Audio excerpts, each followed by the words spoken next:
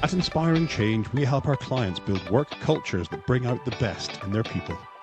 We created this podcast to share real stories and insights from those who are shaping better workplaces every day. So grab a cuppa and pop in your earbuds. Wherever you are, you're very welcome to the Building Better Cultures podcast. We're excited to have you with us.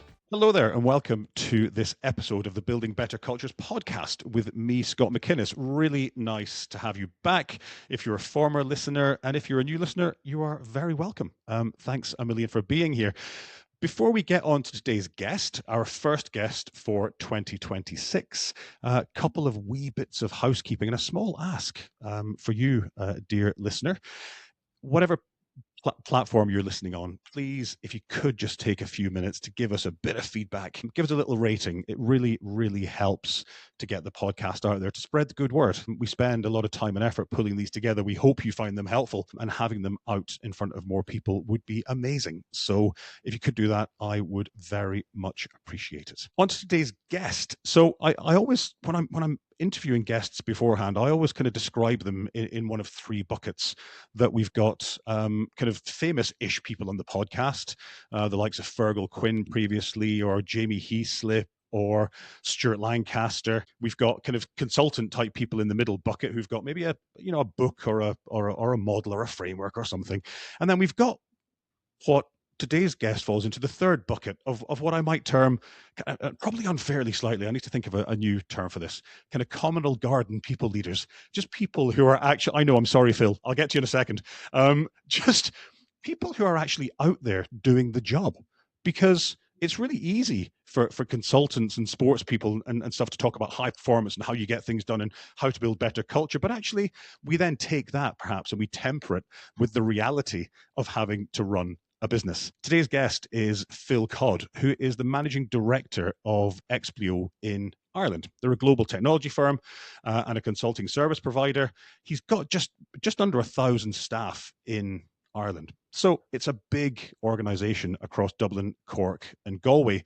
Huge focus on digital transformation. So I'm hoping we'll get to chat a little bit about the cultural needs or requirements to make transformation land with clients. Perhaps that'd be interesting to have a little chat about later on, Phil, but also just within your own organization. And of course, as a consultancy business, when you've got people who are out and about, managing your culture can be incredibly difficult because people can go rogue. They end up in client site for a year. You might lose them. So we're gonna touch off a lot of that stuff later. Probably one thing worth mentioning as well is Phil comes with a bit of pedigree, voted by Business of Finance as one of the top CEOs in Ireland last year, and a shortlist on the CEO of the year by the Business Post the year before. So, Phil, that's a bit of pedigree. Scott, thanks for the intro. I'm happy to be a Van Aldenair as opposed to a famous person. So thank you for that. And yeah, look, it's great to join you. And I think being able to share some of my experience and some of my thoughts just might help others out there. Yeah, fabulous. So let's start with a giant question, right? And this could go anywhere. What does organizational culture mean to you, and why is it so important? So I think, as I said before, culture isn't just one thing. I think organizations have multiple cultures. And at a very minimum, they have two cultures. There's the leadership culture, and there's the employee workforce. And they quite often clash. And the trick, ultimately, is to try and get them some way aligned. And therefore, that benefits both of the cultures and ultimately the company. So if you can consider, quite simply, I'm on my own in the jungle and I'm wandering around for years. And then one day I meet somebody and they're like me and we join together. Suddenly we have a culture. We may meet other people on that journey and we will build a culture quite quickly. We won't decide on it. We won't decide what our values are, what our mission is, because we know what it is. We've got to stay alive. We've got to keep warm. We've got to feed ourselves. But eventually, it will come quite quickly to the fore that somebody is the leader. Somebody will say, we should take this path. It's a little shorter. or we won't drink here, we'll drink further down the river because, the water's better. And ultimately, that's how a culture comes together. If you and I were to form a company tomorrow, we would have a culture immediately. So there's always a culture within any organization. And as I said, it really is multiple cultures. And if you think of a culture in its biological state, it needs to be kept warm, it needs to be fed, and it needs to grow. And that's really what a culture is in any organization. It's interesting that you take that perspective of a leadership culture versus an everyone else culture. Tell me a little bit more about your thinking around that, because I've got some thoughts then after on the whole. Every organization has a culture. It absolutely does organically. But we'll come back to that in a sec, though. Talk to me a little bit more about that idea of different cultures for leadership and employee groups. Yeah, and it's not leadership versus employee. So Yeah. that's very important. But it is a fact that within any organization, you will have at least those two elements to the overall culture, if you like, of the company. And I think the leadership culture has a critical part to play because it needs to feed and nurture the employee culture. And obviously, everybody that's a leader is also a member of the employee culture. And then within any organization, even within the employee group, there's going to be other subgroupings. They may be geographic, they may be based on the role that they actually do. And again, understanding that they exist and need to coexist is vitally important, because otherwise they are, it's us versus them. It's this group versus that group. And that leads to, disharmony. And really what you're looking to do is align as best as possible, both of those or all of those to actually get a culture working within your organization. Yeah, yeah, absolutely. And that was, I guess, was going to be my point, that alignment piece being so critically important. So that means that you've got to have at the top of the organization, at the leadership team level, whilst every organization has a culture, it might not have a culture which is directly impacting or aligned with your strategy. And of course, for me, culture is just a vessel through which, a channel through which organizations achieve their strategy. So if you don't have a culture which is deliberately and intentionally set towards what you need in order to achieve your strategy, then for me, that culture is not right. You're right, and it has a significant impact on the success of that company. And we started working a number of years ago with the Great Place to Work organization. And the basic premise is that, happy employees equals happy customers equals growth. And then obviously the reverse. And so really understanding that, you've got to work hard at keeping your employees happy, content, that you're giving them the right sort of work, you're rewarding them in the right sort of way, not necessarily just monetarily, but also that you've got their interests at heart, that you are actually taking a huge interest in what they do, how they do, rather than just it's a job, you do 9 to 5, and you're kind of paid from the neck down, because that doesn't engender a happy organization. And over the years, I've worked for a number of different organizations, some very large, back in my times with people like Oracle or with SAP, and then going back even before that, very small companies. It was often talked about, we've got a work hard, play hard culture. Is that actually what we want? We've got a culture of reward. Yes, well, that sounds pretty good. And it's a mixture of all of these. But certainly what we don't want is a culture where people really get up in the mornings and they dread the thought of having to work for an organization. And I've seen it very recently in a retail organization that's family owned, and the family aren't very good at running the organization. So their employees are fairly disgruntled. yet they're quite unaware of it. So it's being able to communicate with everybody that's in the organization. And I think communication for me is one of those critical leadership skills. Mhm. And it's not just about talking. It's not just about the message. It's about how you communicate. It's about being able to communicate, in both directions. And that means that it's not just giving out the message, but it's also being able to listen to the message that's coming back. And for me, and that's something I've worked on over the years, to make sure that I can adapt my communications to the right situation organizationally. So a great example of that is when I first came here, we were much smaller. I think we were about 40 people at the time. And I started an MD call because our people work with our clients, so not everybody's back physically in the center office. And we started that out, and it was a monthly call. It was, here's what's going on, here's how business is, here's some fun things to know. And, to this day, and it's 18 years now that I've been here, it's continued on. And every now and again, we stop and we say, do you still want the MD call to continue? Because I'm happy to say, if they say no, we'd like something else. And they say, no, we want the MD call. In fact, last year, they even said, would I turn my camera on? Now, you can see me, Scott, so you know how unpleasant that can be. But that was, again, that was Makes two of us. That makes two of us. I'll take that bullet as well. That was part of the communication style. And so it's a very useful tool. But communication is critical because sometimes it's great messages, sometimes it's maybe bad news. But whatever it is, you've got to be able to get the message into the organization, understanding what the message is, and also, as I said, listening to get that feedback, because quite often, if it's not landing well, then you've not communicated in the right way. You know what, and I would often say to our clients, you might be thinking you're saying something, but that's not what it's about. It's about what the people are hearing. That's what really matters, because there is that breakdown between what you say and what they hear.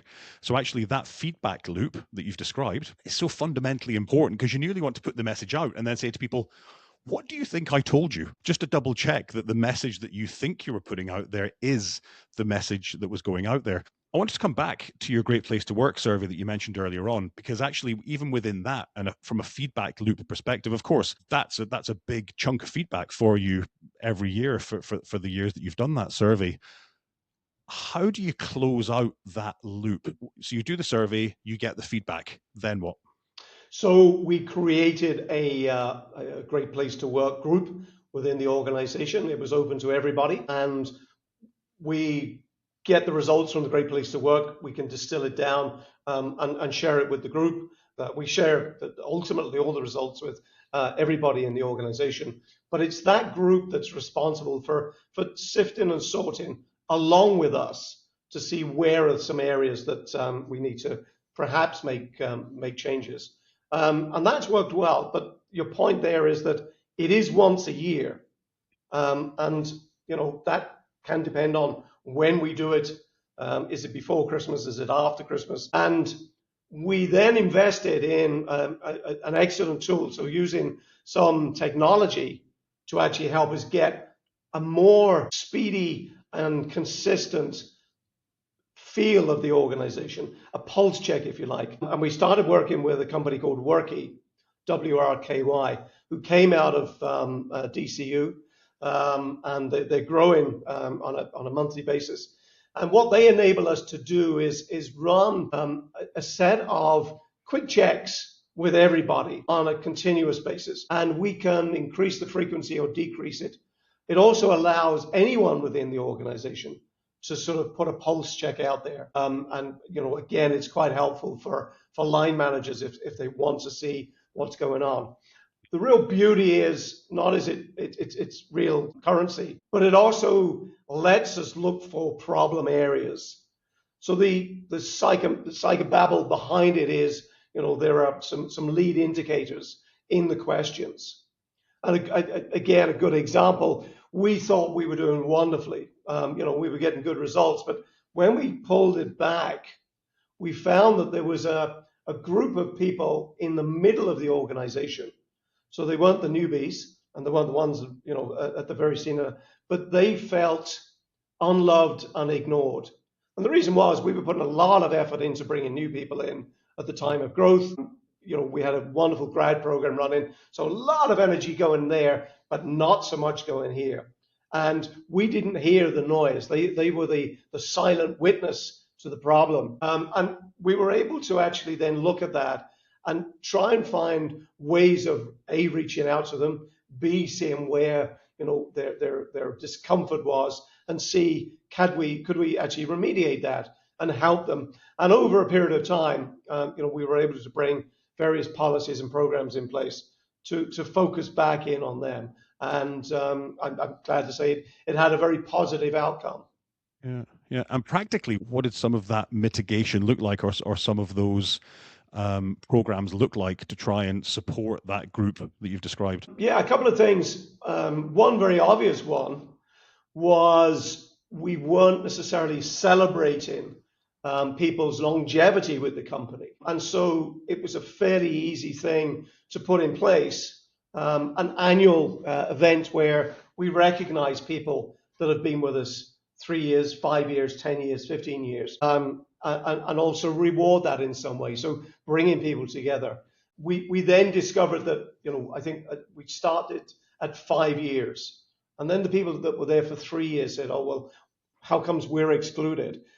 So we do graduate it. I mean, if you've been here a year, you do get thanked. But if you've been here 3 years, then you get included 5, 10, and 15. So that was a very straightforward, practical way, but it had a major impact because people felt that they were included, they weren't forgotten about because they've been here a long time. So that was only one. Greater investment in learning and development was another area. So, looking at the needs of that group of people. And again, they were perhaps with us a number of years. They had reasonably senior roles. So coming up with just one program wasn't going to work. We needed to come up with a number of layers that we could invest with them. And it was important that they got something out of it as well as the company got something out of it. So it certainly had to add to their career and to their aspirations. And so we set about creating a program with an external provider to build that. So they're two pretty tangible examples of where we looked at the results from Worky and the surveys we were getting and how we converted that into real actions. This episode is brought to you by Inspiring Change. We work with senior teams to help them be clear and intentional about the culture they need to be successful, to communicate change in a more human way, and to give their leaders the skills, tools, and confidence to be amazing catalysts for change. To learn more about our work and who we do it for, just pop along to inspiringchange.ie. What's Worky actually asking? So you do your Great Place to Work survey once a year. That's great. It gives you a once a year moment in time snapshot of the organization. I think the challenge with, and we'll get into this in a sec with Worky, the challenge of once a year snapshots is, as you said, you might have done it just before Christmas. You might have done it just after Christmas. You might have done it just after you've had to, unfortunately, let a raft of people go. You might just have done it after pay rises and everyone's in a great space and they've just been given a bonus. All of that is going to skew the results. But of course, having the week-to-week, month-to-month pulse with a company like the one that you're working with can be incredibly powerful. So I'm just wondering, what questions, is there a set of questions that you can then benchmark against over time, or how does that work? There's a very specific set of questions, and they are questions like, how are you feeling today? Do you feel empowered today? Do you feel valued today? Does your manager value you? Are you equipped with the tools to do your job today? So it's all about in the moment, and it's about you as an individual. And by repeating those, you can then build up psychometric patterns as to, have you got groups of people that, as I say, are very happy because they're doing great work, or maybe it's a group of people that are out with clients. It is anonymized, obviously, so we can't go down to the very depth of who said what, but it does also enable people to provide feedback, comments. So once a month, the management team will get together and we'll go through and we'll look at the comments, because again, in there, can sometimes be the hidden gems that says, something's going really, really well, or there is a problem area that we need to probably consider and address it.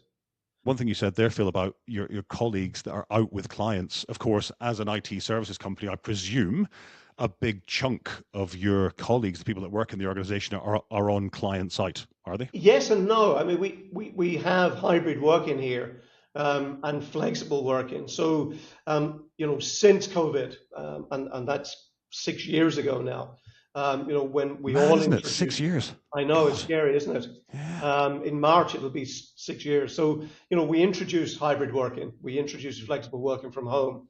And for us, it's remained, and it's dictated by the client. So if the client says you must have your people with us 5 days a week, then that's what's going to happen. But actually, the reality is the client also has flexible working. And whilst I know in the Irish market there's a great debate still going on as to what's the right thing. I think that kind of flexibility is what gives working from home its kind of strength. But at the same time, it can obviously be weakness. I read an article earlier on this week, all about loneliness at work. So people are sort of finding it quite lonely. So you've got to put in place social programs that bring people together. You do have to get together as a company at least once a quarter, and that's what we would do. You've got to invent things which will bring people into the office, perhaps. Lunch dates. We had one yesterday, actually. So, we provide lunch. Everybody that's in the area, come in and enjoy. The other thing with flexible working is, of course, there are, financial benefits to it. I don't have the cost necessarily of traveling every day. I can feed myself probably a lot cheaper because I'm not paying, my cappuccino and my sandwich. But also from a child rearing point of view, and from, creche fees. Again, it's something that's been in the news very recently, that the number of creche and preschool places that have closed in the last 2 to 3 years is moving up towards 1,000 or more across the country.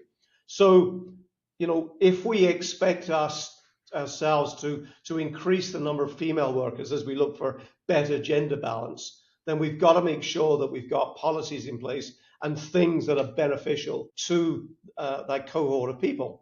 So, for example, maternity benefit, making sure that when people are on maternity, we pay their full salary. So that takes away the angst of what happens when, I'm just left with the state welfare. We have returning programs so that when you finish your maternity, you can't just come back on day one and start back in 5 days a week. So we gradually introduce people back into it. Parental leave and parents' leave is also, fully paid for. So it's that kind of support. And all of these things have come about through things like Great Place to Work and through Worky. And something that we recently introduced was some flexibility around holidays. We now have a much more multicultural organization. Once upon a time, we were a predominantly Irish only. Now we have over 35 nationalities. And a lot of people like to go back, particularly around the Christmas time or around certain holiday times, and be able to, stay a bit longer, and can they actually buy some flexibility in their holidays? And that came about, and that was a policy we put in place. We even have a policy around pet bereavement. So if you have a pet that has recently passed, there is a day that you can take on top of your holidays. And again, I'm not really sure how I agree to this one, but again, it's there for people, and it's through that feedback that these things come about. It's a big thing, losing a pet, and for lots of people, that would be like losing a parent or a child or anything. Yeah. It's a loss, and it's great that you see that. Let me rewind a wee bit back to flexi working, because as you said there, hybrid flexi, I think we just need to call it working, because that's what it is. It is now. And stop. Yeah, I know. Yeah, it is now, and we just have to stop giving it a name. There is still, you touched on it there, Phil, a debate about, is it right? Is it wrong? Do we push as many of the big tech companies have done, and lots of big financial institutions have done, pushed the nuclear red button. We're seeing Bank of Ireland pull people in a little bit more, AIB pull people back in a little bit more. That's having a bit of a detrimental impact, as we've seen written up in the media. Yeah. My take on it, I've got a theory that actually the one thing that we have failed to do as organizations is to rethink how we work, or the work that we do when we're in the places that we're in. That we look at flexi working or how we work today, and it's only, is Phil in the office working or is he at home working? And what we fail to do actually is think about, well, what's Phil doing when he's in the office, and what's Phil doing when he's at home, and how do the other members of the team then work together to make sure that the days that we're in the office, because we've all made that effort to travel in at the cost, as you said, and the £4 cappuccino and the £12 sandwich and all that stuff, yet we then get into the office and all of us are on Teams calls all day. Now, that is an abject waste of everybody's time. Yes. And there's not enough conversation, I don't think, and perhaps I'd be interested in your perspective on this, enough training for leaders around, you need to have a conversation with your team about what you do. We need to be more planned in what we're doing, when we're doing it, and where we're doing it, so that when we are together, we can make the most of that time together, that we're doing the stuff that needs us to be in the same room, versus the training or the calls or the whatever that can be done on a Monday and a Friday at home.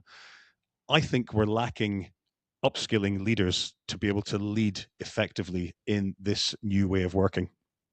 Yeah, I think a couple of things. First of all, it's not just I'm working from home or I'm working in the office. What has changed fundamentally is how I work through the day. So within reason, I can set my own work schedule in a day. So I could get up early, I could do something, I can do some work, I can then deal with maybe my family situation, get everybody sorted, come back and do some work, and then I might go and do Pilates, and then I might do some more work, and then I can sort my family situation out, and then I can work again. So throughout the day, there's a flexibility of working, which doesn't quite exist when you're physically in the office. So we've looked at productivity, and over the 6 years, I haven't had one client that's rang me and said, Phil, this has to stop. We're not getting through the project work. We're not actually hitting our deadline. So that kind of proves that level of flexibility is good.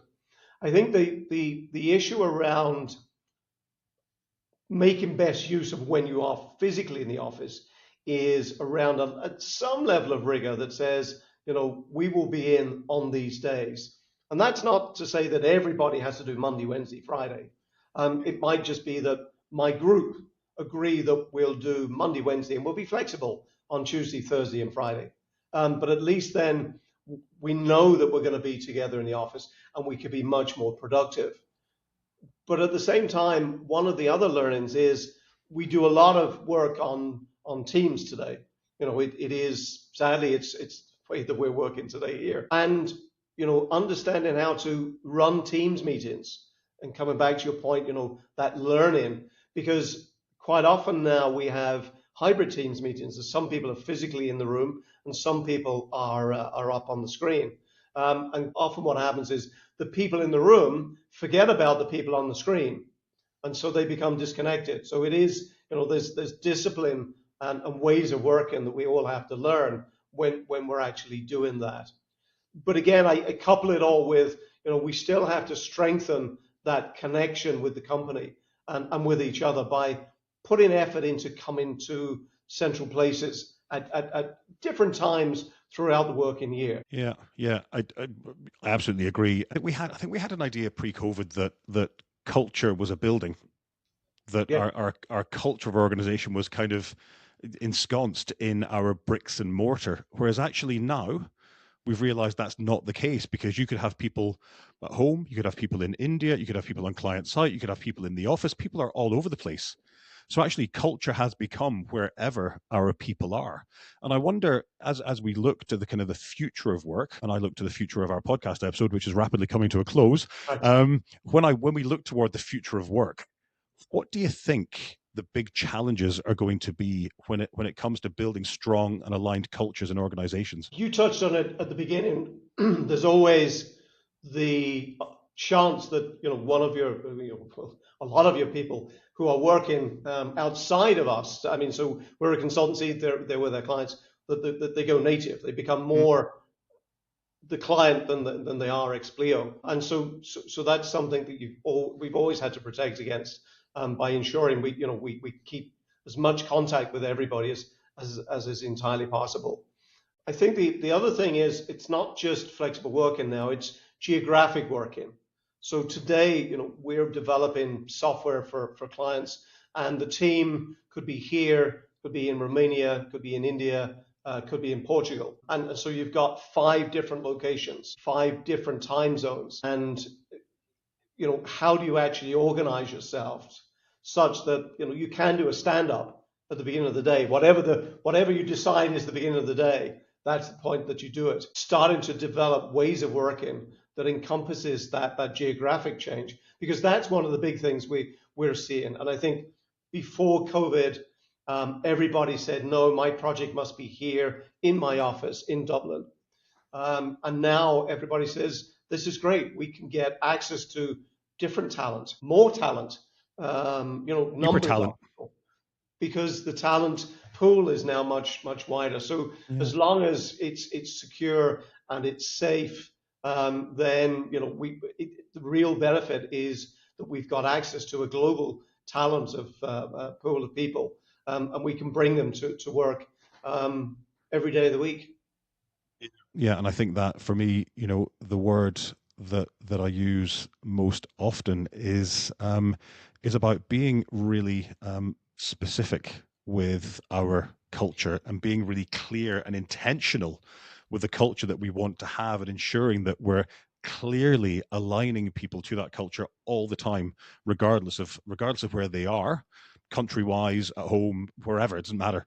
But it's those norms and behaviors and systems and processes that we all share based on our values, which we never got to talk about, but we'll do that in another episode in the future. As long as we're all really clear on what those are, and we're all held to account for them, for me, that's absolutely core. Sure. We're at the end of our conversation. Phil, it has been great having you on. I've really, really enjoyed the conversation. As I said, and it's always really nice talking to people that have to live this day in, day out in organizations. So really appreciate your time and your candor. What I will do, actually, that article you said on loneliness, I might get you to send me the link to that, and we'll put that in the show notes for listeners, if that's okay. I'll have to dig it out and have a look for it. Yeah, great. And what we'll do as well is, if anybody wants to get in touch with you, we'll put your LinkedIn in the show notes as well, down below. Please do. So for now, thanks so much for being on. Thanks, Scott. Great to enjoy. Thanks for listening. If you haven't already done so, please take 30 seconds to give us a quick rating and a review wherever you're listening. It really does help. And to hear from other leaders in our podcasts, to read our blogs, or to find out more about the work that we do, please visit inspiringchange.ie.